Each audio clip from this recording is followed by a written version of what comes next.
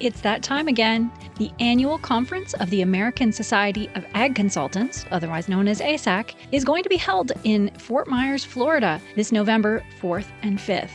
Kurt Covington is one of 9 professionals who will address the conference. The other speakers who will cover a wide range of topics represent Florida Farm Bureau, Florida Citrus Commission, University of Tennessee Institute of Agriculture, National Ag Law Center, Risk Mitigators and Advisors, Tyler Associates, as well as the lead economist for dairy at CoBank, and myself, Chrissy Wozniak from North American Ag. The day and a half of presentations will be followed by ag tours on Tuesday afternoon at Echo Farms, one of my favorite places here in Fort Myers. Attendees will experience farming at its most creative, with unique demonstrations, plants, and techniques being used to help farmers and urban gardeners in developing countries. A second tour at Echo will showcase simple technologies that can improve food, water, and shelter for millions of people. A third tour of a hydroponic grower is also being planned. For more information and to register, visit www.agconsultants.org. That's www.agconsultants.org. See you there. Our sponsor today is GAPS. GAPS brings water remediation and soil amendments to the agricultural businesses of Ontario, Canada. Phosphorus runoff is a big deal. This company coordinates and facilitates grant-based projects that are built to test new phosphorus removal products on an ongoing basis. GAPS provides these successful R&D products in their toolbox of solutions and are sold to the producer, golf course, and municipalities. Their goal is to help build better soil and to manage water without the use of chemicals. Visit GAPS at gapsontario.com or visit their link in the show notes.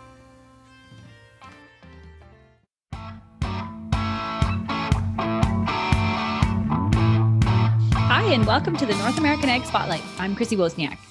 My guest today is founder of both Biomass Solution and BioRestorative Ideas. From Middletown, Wisconsin, I'd like to welcome Jacek Milewski. Welcome, Jacek, and thank you so much for being here today. Yeah, thank you. Thank you, Chrissy, and thank you for having me. Yeah. So can you first tell me a bit about your background and your experience, especially as it pertains to the agriculture industry?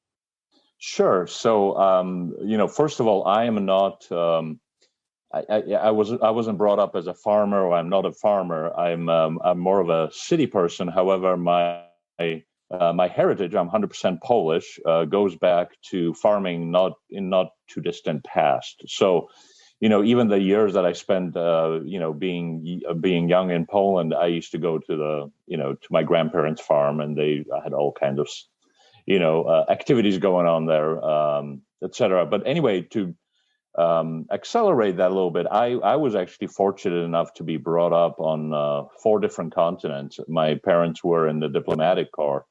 So I ended up being in Africa at the age of 3, and then in Japan at the age of 7. And then after that, a little bit in Poland, and then got my undergraduate degree in the UK, in London, and moved over to the United States. It's been quite a while now. It's been almost, it's almost 31 years now ago for good. And that was really with a job after I graduated. So I'm a chemical engineer by profession, exposed to a lot of different cultures, exposed to a lot of different circumstances growing up. And now fast forward to today, I've been in renewable energy, renewable activities, and then now moved into sustainable as well as restorative or regenerative activities, especially in the last couple of years. And just one other thing to mention too, that I was the idea given and developer behind a plant that got built in Grand Forks, North Dakota, that's got the lowest of one of the lowest carbon intensity scores. So carbon impact from waste, agricultural waste, to ethanol. That ethanol is now sold into California and other low carbon markets. So really? that plant got started up about 18 months ago. And now, since that plant started up, we're not really involved operationally in the plant anymore.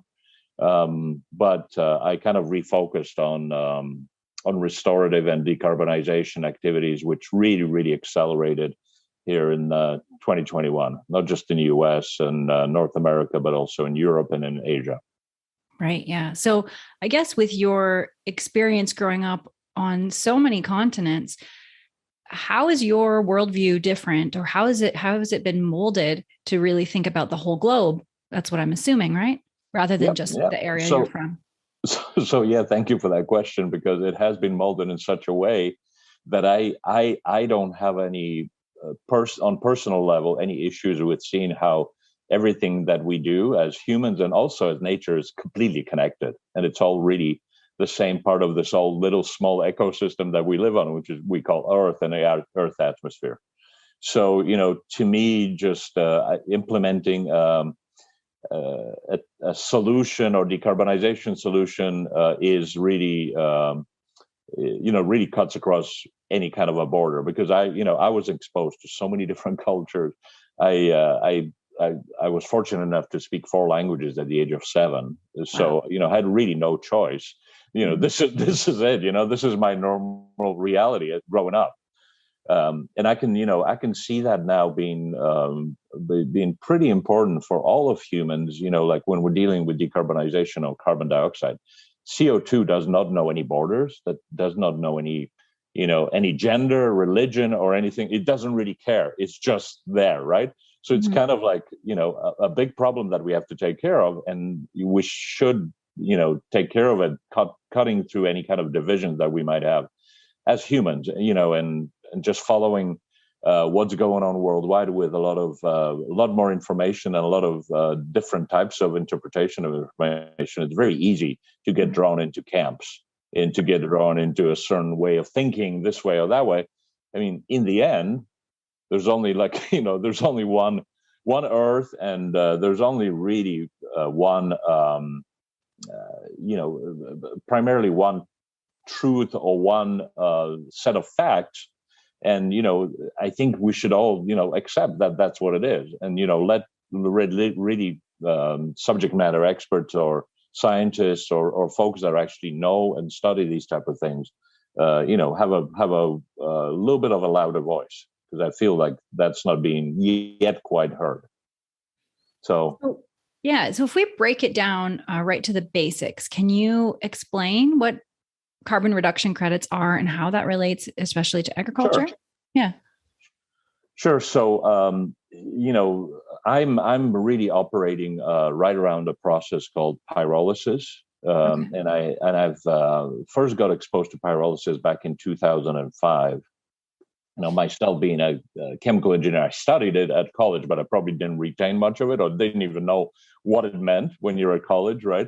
So, in 2005, I started going to Iowa State University, and started collaborating a little bit, or at least talking to some scientists over there that were really involved in turning agricultural waste in the Midwest, the U.S. Midwest, such as corn stover or other byproducts of heavy corn production region, into what's called biochar through this process called pyrolysis, which means you basically heat up the biomass, and you don't burn it, you don't combust it, but you fix the carbon by the process of heating. You kind of like concentrate the carbon in this final product that's called biochar. It looks like charcoal, or it looks like very, very dark substance, black substance, but it really has completely different characteristics. So how that relates to carbon dioxide, on a short cycle, any plant or any crop would take would use carbon dioxide as part of the process of growing and photosynthesis. So it actually uses airborne CO2 as part of what the plant is exposed to. And then it puts that it converts that through photosynthesis into biomass and into the root system and into the overall, viability of that actual crop or a plant. And then what we would do with pyrolysis is we would take, preferably the residue of any kind of a production, let's say a crop production, whether it be corn, or whether it be even sugar beets, or it could be wood, it could be woody biomass, anything that has biological origin. And by this process called pyrolysis or thermal conversion, we basically fix that CO2 that the plant used, and we fix it in a form of carbon. It's called fixed carbon or recalcitrant and non-reactive carbon. And then that product, the biochar, could then be used in many, many applications, one of the main ones being soil amendment. So part of the a mix of soil amendment. Let's say you've got composted manure, or let's say you've got composted, byproduct of agricultural origin, and you would add some biochar to that, and then you would apply it to your soil. And because that carbon in the biochar is so fixed and so stable, it has the ability to help to rebuild carbon underground in the soil. Right. So it starts acting like a building block. In fact, there was a pretty recent study that showed with one biochar application in a certain type of soil, the amount of organic carbon underground in 6 years actually doubled without any further additions of the biochar, because there was a better architecture or communication going on underneath the soil in terms of nutrients, in terms of any microorganism, in terms of any other activity. And the roots and other parts of the plant that would then die off would then be incorporated into that whole carbon architecture under the soil, right? Mm-hmm. And then help to rebuild carbon. So the simple way to think about that is, with pyrolysis, we take the CO2 in the air, mm-hmm. we decarbonize the air, and then we recarbonize the soil. So we return it back to where it should really be. Because we're intensely decarbonizing, not just in North America but worldwide, and it's a huge problem that doesn't get any press these days. Unless you're in that space, hardly anybody talks about soil decarbonization or soil soil extinction.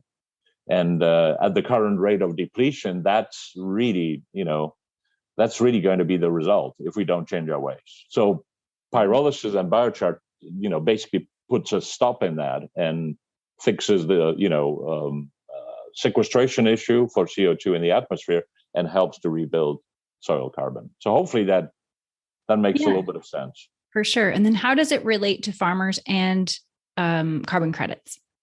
Okay, so for the carbon credits, depending where you are, in the world, but if you're a producer of biochar, let's say you got some waste on the farm and you were able to have this machine called the pyrolyzer and produce biochar, you can actually get into the market of biochar-based carbon credits. There are a number of companies worldwide doing this. Some of the primary ones are Puro.Earth out of Finland and Carbon Futures, out of Germany, and then there are other exchanges developing for that. So there is a really robust and underserved market. So there is a lot more demand than there is actually available credits based on biochar sequestration that the producer can monetize.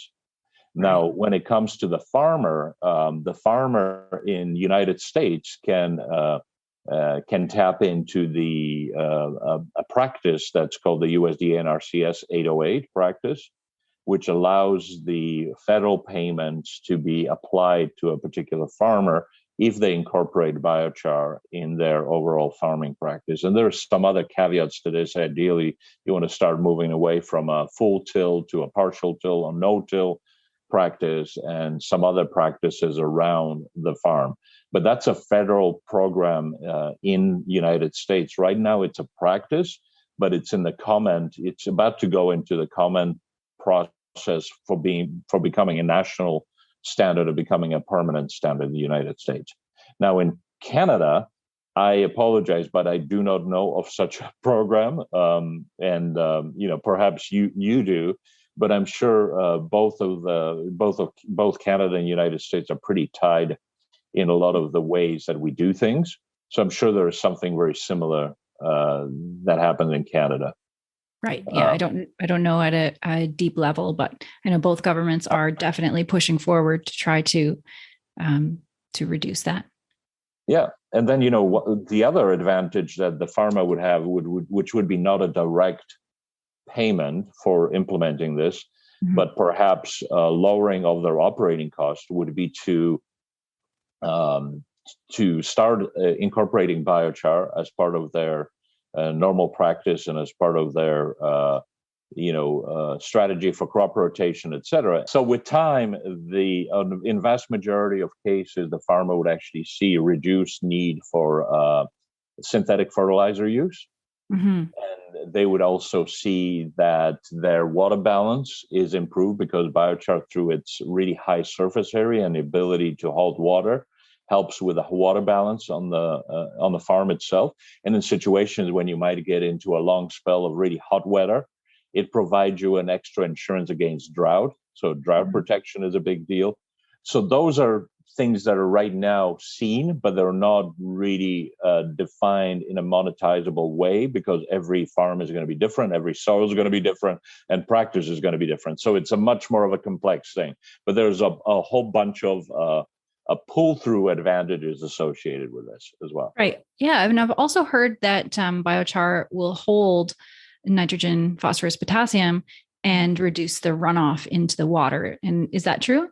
That is true. That's a really exciting application, and we're actually looking into that.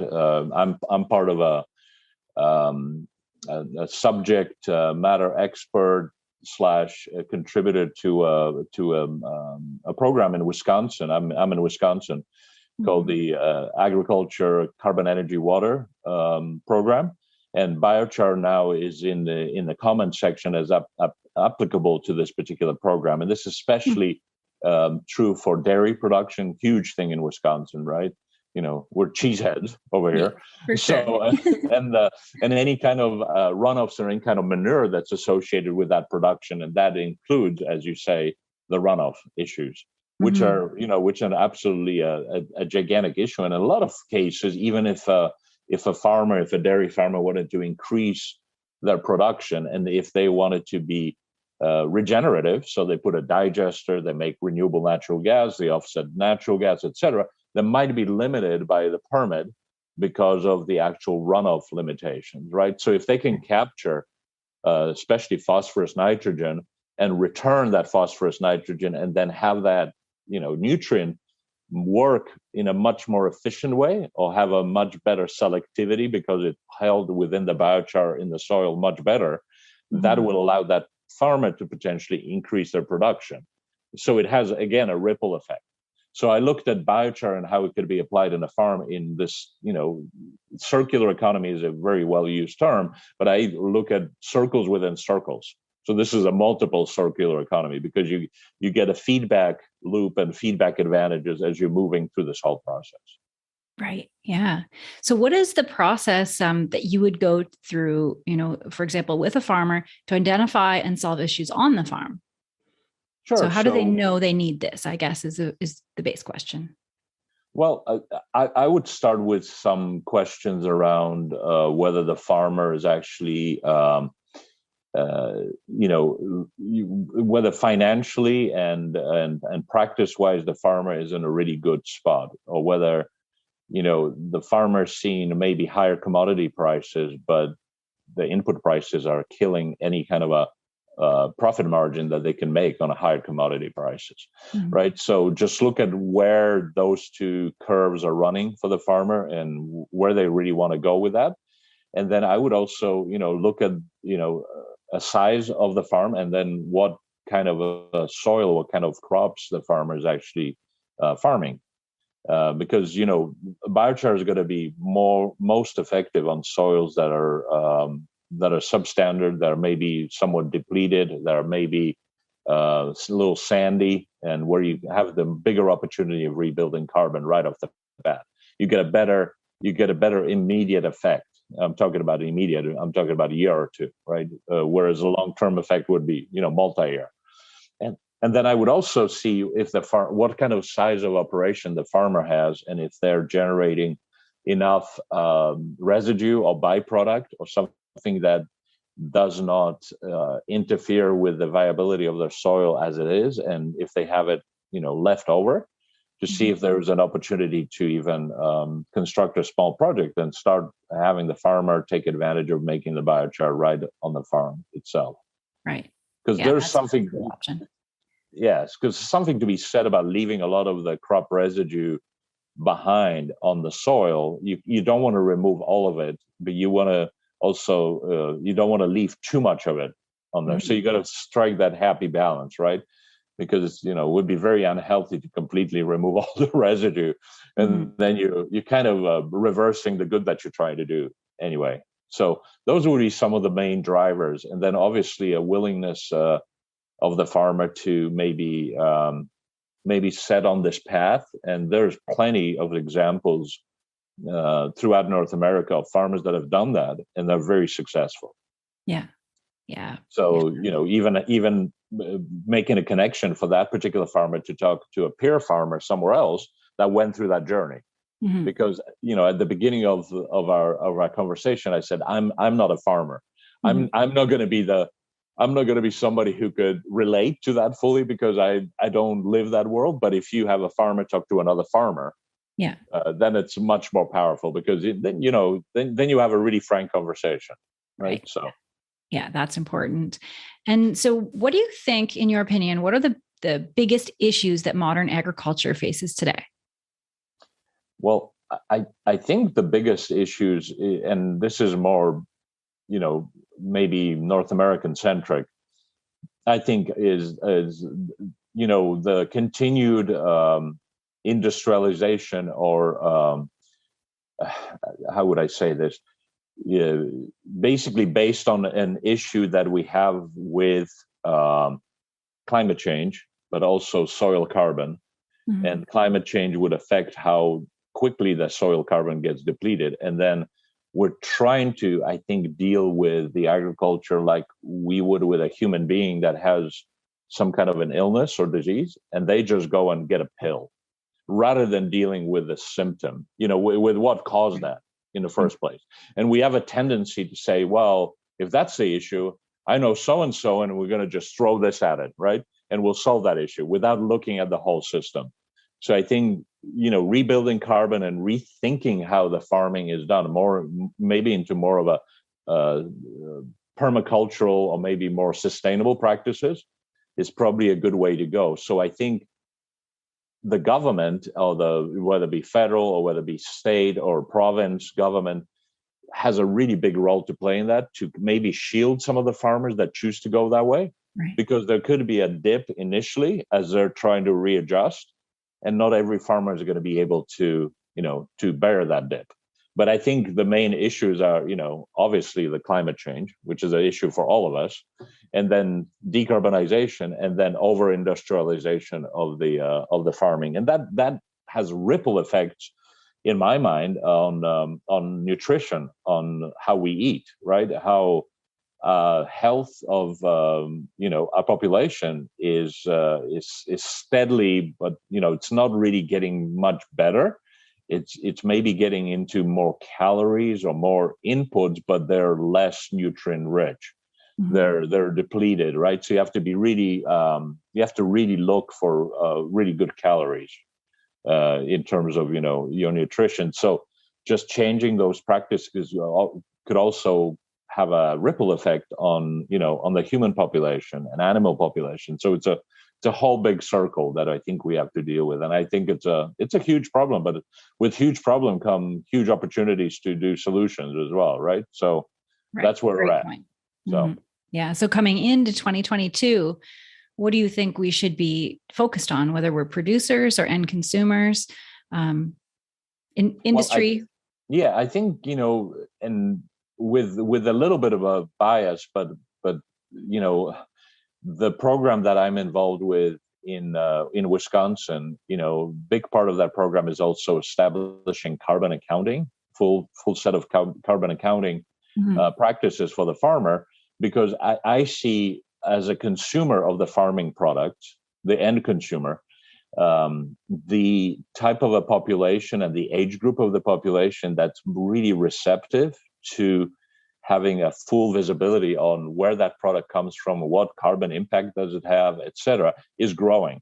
these are the people in their, in their 20s, 30s, maybe into early 40s that have been exposed to a lot more information relating to that as well. So if the farmer can engage on carbon accounting for the product and get that all the way to the consumer, then the farmer can actually be helped in changing their practice to more sustainable, organic, permacultural, better farming practices, and then get paid for it. Because with carbon accounting, you can say, hey, I'm making a product, but that product is actually made in such a way. I'm taking care of the water, I'm taking care of the waste, the runoffs, I'm using less energy to produce the product. I'm paying attention to everything associated with that whole carbon accounting activity. And there's quite a few companies that we're involved with. We're also get involved with that a little bit, is that do full-blown LCA, life cycle analysis of a particular product. And that's part of also the Wisconsin program that we're engaged in right now. So we're hoping to implement it, and it looks, if fingers crossed, it looks like it might actually get in front of the the government in Wisconsin in the early part of 2022, and we're hoping that other states and maybe even other provinces can get some value out of that, because we will already have a framework set up, and our farming communities in Wisconsin are not that different to a lot of farming communities in Canada or in Midwest or even beyond that. So, yeah, and I guess it's important to realize that producers need to be good stewards of the land. And I think that is important to producers as well, right? And to take care of this earth. So I think those are really great points. And what do you think, what have you learned through the pandemic that helps going forward and helps your mindset going forward? Well, I think through the pandemic, and maybe I have a little different point of view on this. I think despite all the damage and all the people that have passed away because of COVID, and I actually had COVID myself. I had almost no symptoms, but I went through COVID. I think what COVID on the positive side did is actually make the whole of humanity realize that there are problems that are worldwide, and despite all the problems with politics and governments, etc., we had to deal with it on a global scale, right? So we had to come together, and and slowly those voices that are divisive voices, whatever, are going away. It's becoming a little bit more like, we need to deal with this. This is going to stay here, and we need to come up with a solution. So I see that the pandemic might have been one of the trigger points, or for a tipping point, for actually finally starting to think about decarbonization, finally thinking about making the agriculture a driving force behind the change that we need to see in how we treat the land, how we maybe utilize the land to sequester carbon, but also grow really healthy foods, and then how we affect nutrition, how we maybe even show as an example and educate a lot of people how it could be done, that it doesn't have to be this way, but it could be that way. So I think the pandemic, in a way, made humanity kind of sit back a little bit and think for a second. I know that's a really like a really general thing to say, but that's what my feeling is, that if without the pandemic, we would have been still probably doing things more business as usual. But I think pandemic, especially with climate change and global warming, it actually probably triggered that tipping point, because you see that tipping point all over the place happening. Yeah, I agree for sure. So if people want to continue this conversation, where can they find you, and where can they find the resources that you're in touch with? Yeah, so you can find me, as you mentioned at the beginning. I'm a principal and a founder of a company called Biomass Solutions, so on biomasssolution.com, and I'm the contact person. And on the BRI.earth, which is biorestorativeideas.earth, and there's a contact page over there too. So, and my my last name is spelled Chmielewski. So I know it's a mouthful. Yeah. But you can probably find me pretty easily if you just put down my last name, Biomass Solution in Wisconsin. I'm all over the place. Great. Yeah. And we'll put the links in the If show you put notes the as links, well. that'll be wonderful. Yeah. Awesome. Yeah. And I have one last question for you. What really fires you up? What were you put on this earth to accomplish? That's a good question. What fires me up is I have two daughters and I have family that are younger. My daughter, one is 21 and the other one is 25. And, they have a future. I want to have them have a future on this earth and have a earth that's livable. And that's, a main, probably main driver. And I was, blessed in having the ability to become a chemical engineer and travel. And I wanted, really use my skill sets to maybe show some connections that might have not been obvious to others, but also constructed in such a way that this is not, some kind of just a dream with no reality. This actually has a lot of returns. This is actually profitable to do this. So I think there's been a misnomer with transition to complete renewable world and sustainable restorative world that it's going to cost all kinds of jobs and it's going to cause all kinds of havoc. I think that's a huge misnomer. I think it's going to actually generate activity and it's going to be far more interesting and far more inspiring, right? Right. So what does drive me? I grew up in, a little bit of my time in Japan, and there was this expression called ikigai. It's a Japanese expression where you can actually find your calling, your skill set, and what makes a difference, and what's profitable, and kind of a combination of all of that in the middle of ikigai. So with this, for me in renewable practices, and especially now in restorative practices through biochar and decarbonization, I think I'm pretty close to getting my own ikigai, finding my own ikigai, which means to me, and I get complaints all the time that I work too much, but I pretty much work every day of the week. I tried really hard to have Sunday off lately, but every other day it's a lot of work, but I don't really call it work, because it's what I love doing, right? But it's still work. That's it. Yeah. So, I'd say that's the secret to life, right? It's just that is a secret to life. You can find that you're doing. And because if you're doing something you hate and somebody pays you for that, it's basically somebody just giving you some money for you to spend time hating what you do. I mean, what's the point in that, right? And if you and it's not like I'm not knocking that down, because a lot of people find themselves in a lot of different life situations, and everybody's got their own story, right? Everybody's got, everybody's complex.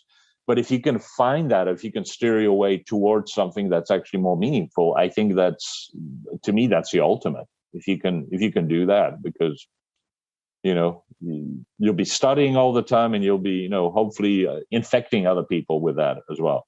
Yeah, that's a great message. Well, thank you so much for joining me today, Jacek. It was really great to hear your insight. Yeah, thank you. And thank you for your time, and, have a wonderful day. Yeah. And thanks to all who are watching or listening. And if you want more information, like I said, the links are provided in the show notes. Don't forget to subscribe to North American Ag Spotlight YouTube channel, Rumble, and the podcast is available on Spotify, Apple Podcasts, Stitcher, Amazon, or wherever you listen to podcasts. Have a great day. Thank you. Thanks so much for listening to today's Ag Spotlight episode, where we put the spotlight on people and companies doing great things for the agricultural industry.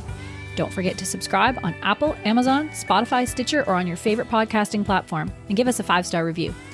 You can also follow us on YouTube and Rumble to see the video version of Ag Spotlight. Also, head on over to NorthAmericanAg.com to subscribe to our Industry Connect update newsletter. If you're interested in advertising opportunities, email us at connect@NorthAmericanAg.com. Thanks for listening.